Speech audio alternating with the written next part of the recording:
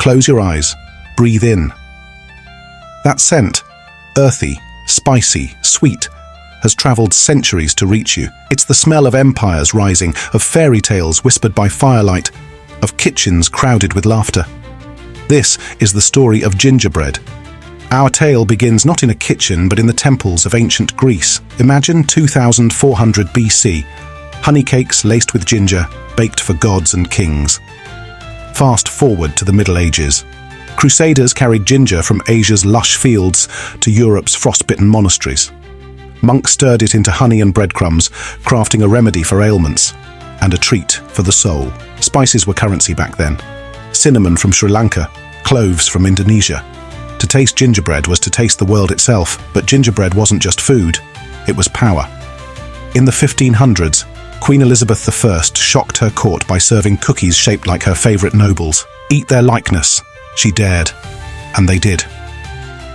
Soon, gingerbread men became tokens of love at medieval fairs, gilded with edible gold. Yet in Germany, bakers turned dough into defiance. They stamped gingerbread, Lebkuchen, with the faces of kings, letting commoners chew on satire. A cookie, as political as a protest. Then came the witches.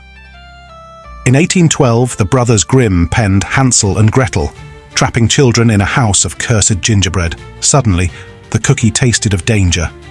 But families kept baking. In Sweden, gingerbread hearts tied with ribbons sealed engagements.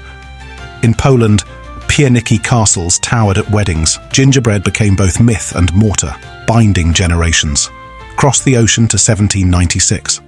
The first American cookbook, American Cookery, scribbled gingerbread recipes in ink. German immigrants blended Old World spice with New World grit, molasses from Caribbean sugar, maple syrup from native harvests. By the 1800s, cookie cutters turned kitchens into workshops. Gingerbread men danced on Christmas trees.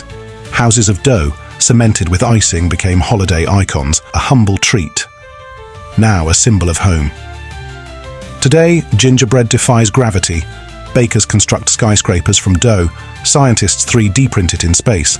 In Norway, it's pepper cake. In Jamaica, spiced bulla.